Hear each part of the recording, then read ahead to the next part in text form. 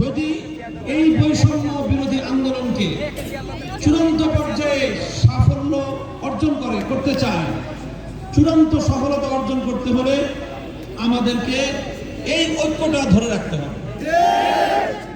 আমি আমার সকল ছাত্র জনতাকে, স্কুল কলেজ এবং ইউনিভার্সিটি, আমার মাদ্রাসা, আলিয়া মাদ্রাসা, কওমি মাদ্রাসা, সকল ছাত্র জনতাকে লক্ষ্য করে বলতে চাই, তোমরা ছাত্ররা যে অসাধ্য সাধন করেছ, জগদ্দল পাথরের মতো চেপে বসা এই দৈত্য দানবকে সারা পৃথিবীর আন্তর্জাতিক শক্তিরাও অপসারণ করতে পারেনি।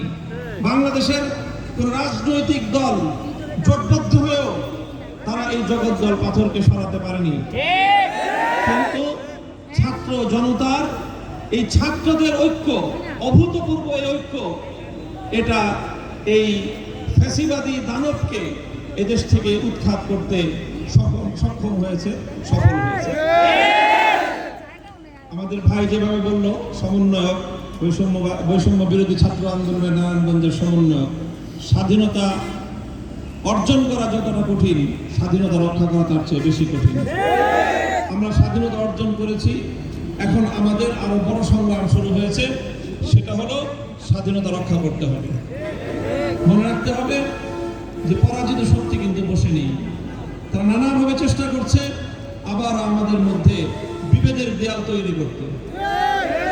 যদি রাজপথের এই শক্তিকে পরস্পরের মধ্যে বিভেদ তৈরি করে দিতে পারে, তাহলে তারা সফল হয়ে যাবে।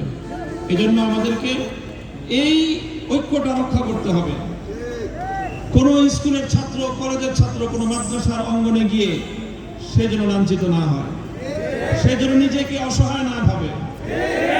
আমার মাদ্রাসার কোনো ছাত্র যেন টিএসসি চত্বরে গিয়ে, শহীদ মিনারে গিয়ে সেও যেন অসহায় বোধ না করে।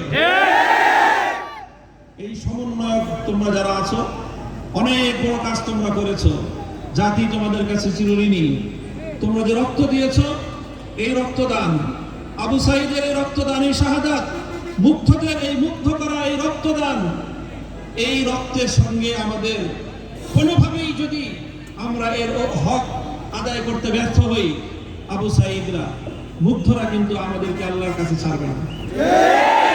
তাদের প্রতি আমাদের, তাদের রক্তের প্রতি আমাদের যে ঋণ, সেই ঋণ যদি আমরা শোধ করতে চাই, তাহলে আমাদেরকে এই ঐক্য ধরে রাখতে হবে।